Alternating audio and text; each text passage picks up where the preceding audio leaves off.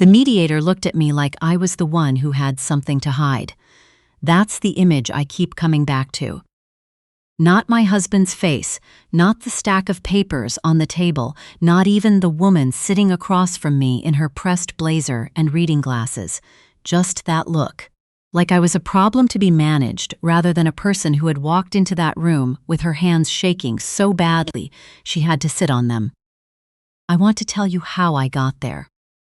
But to do that, I have to go back further. Back to the beginning of something I didn't even know was ending. My name is Natalie.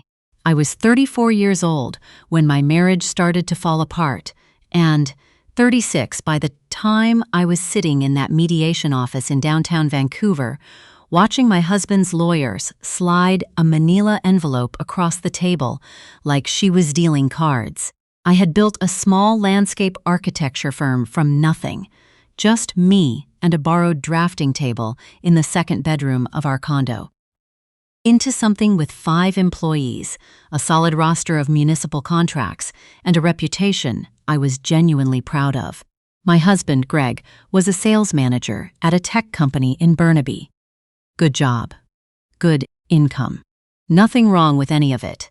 Except that by the time I turned 35, he had decided that the problem with our marriage was me. I should say, I didn't see it coming. I know everyone says that. I know it sounds like exactly the kind of thing a person says when they don't want to admit they were looking the other way. But I genuinely didn't. Greg and I had arguments, yes, about the hours I worked, about whose turn it was to deal with the leaking bathroom faucet, about whether we were going to visit his parents in Kelowna for Easter or mine in Fredericton. Normal things. Married people things. I thought we were fine. What I didn't know was that while I thought we were fine, Greg was telling a different story to the people around him. I found out later, after everything unraveled, that he had been talking to his friends for almost a year.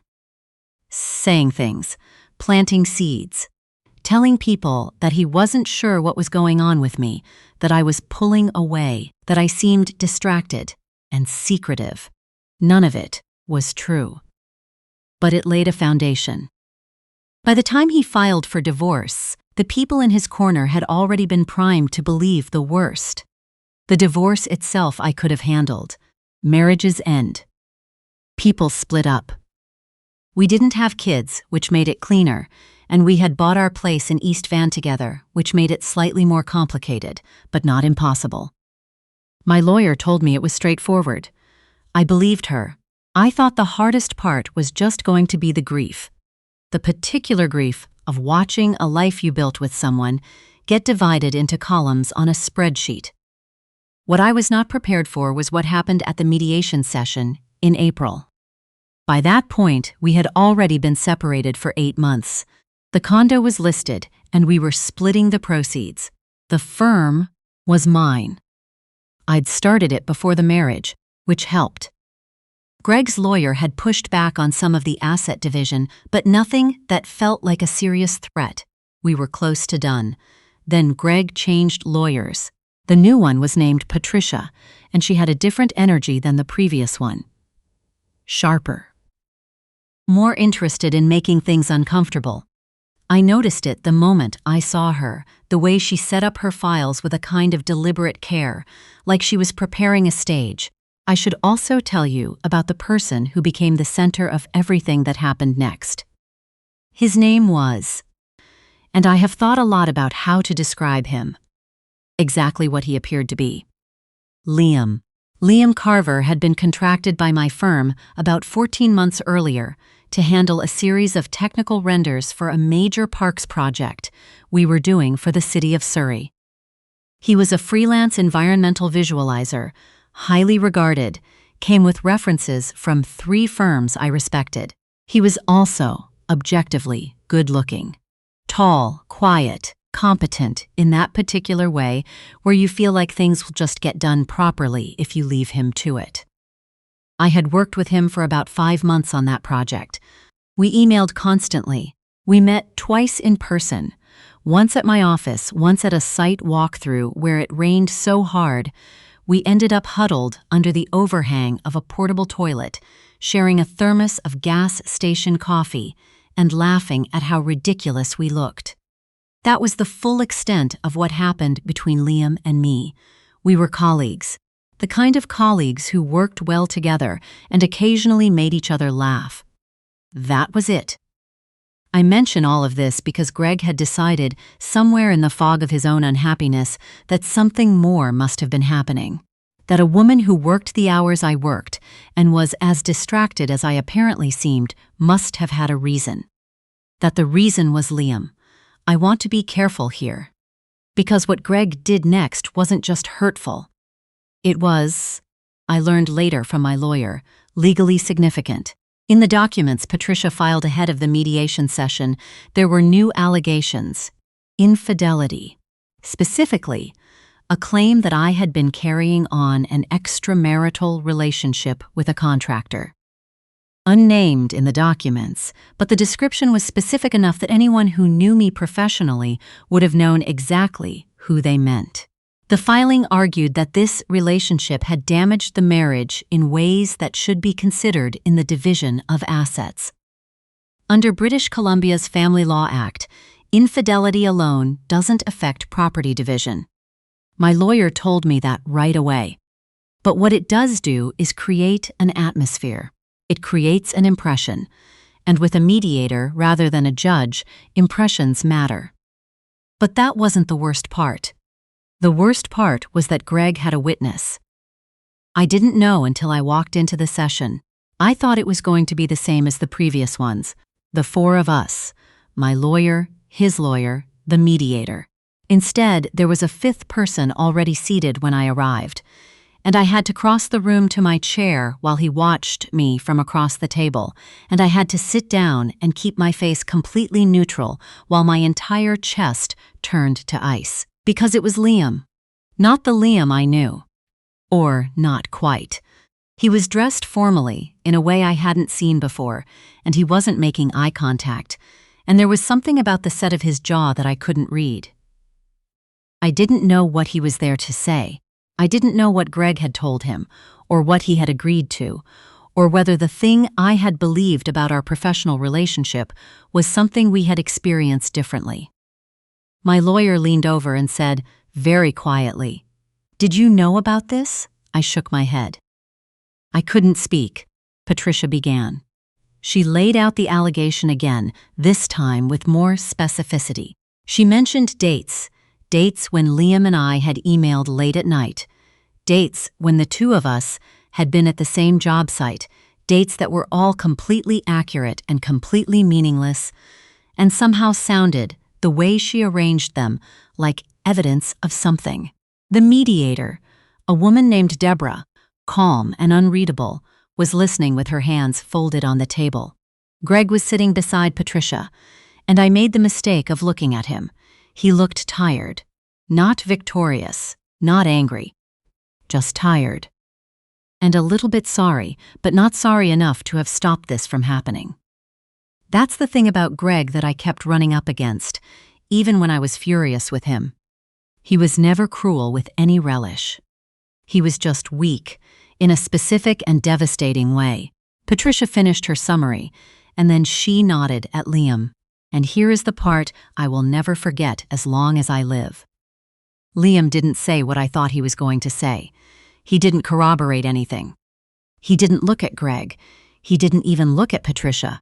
He looked at the mediator, and then he reached into his jacket pocket, and he took out his phone, and he said, and I am not paraphrasing this, I heard every word. Before I make any statement, I need to play something. I think my lungs stopped working. Deborah looked at Patricia, who looked at Greg, who looked at his hands. Liam pressed play. What came out of that phone was a conversation. A recording that had been made, without his knowledge, by Greg.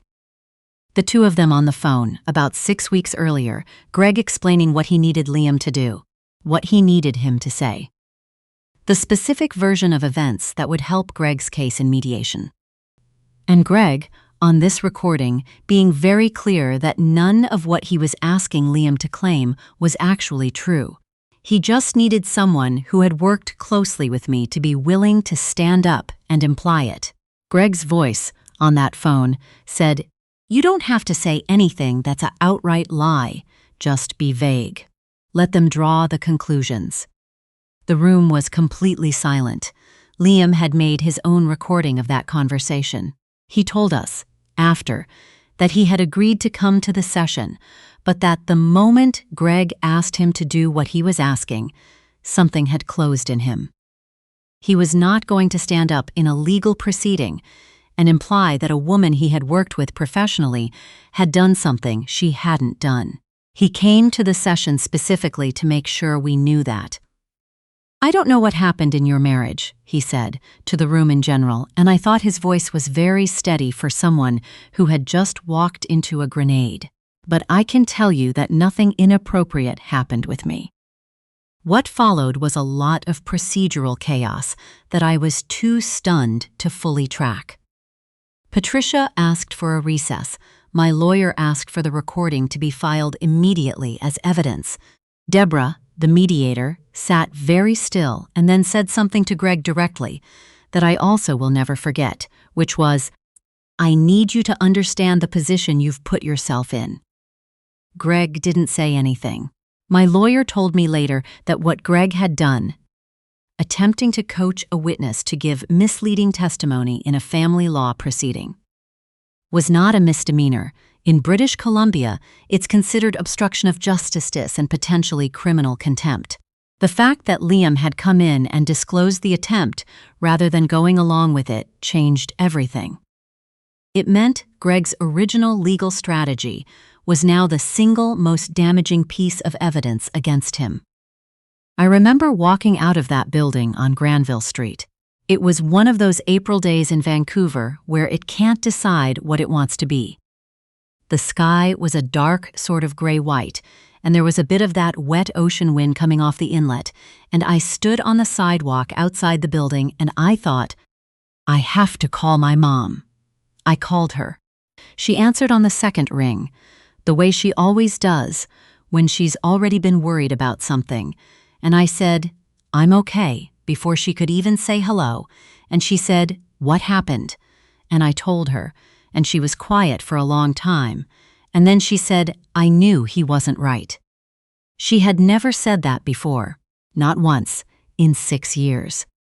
I don't want to tell you the rest was easy, because it wasn't. There were still months of legal process. Greg, to his credit, did not fight what came next. His new lawyer quietly stepped back from the strategy, and the terms we reached were significantly different from what he had originally been pushing for. I kept more of what was mine. He didn't contest it. I heard through a mutual friend that he moved back to Kelowna for a while. I don't know if that's still true. Liam and I exchanged a few emails afterward. He apologized for being in the room at all, for agreeing to come before he understood what he was being asked to do, and I told him he had nothing to apologize for, and I meant it completely.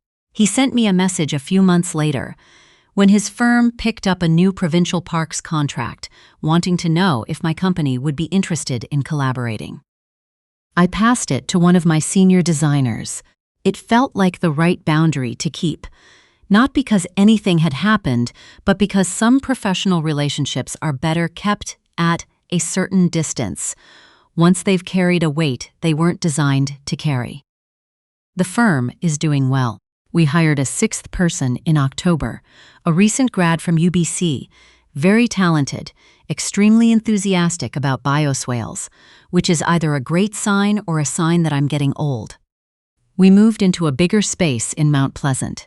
The drafting table I started on is still in my office, wedged beside the window that faces the alley. I couldn't get rid of it.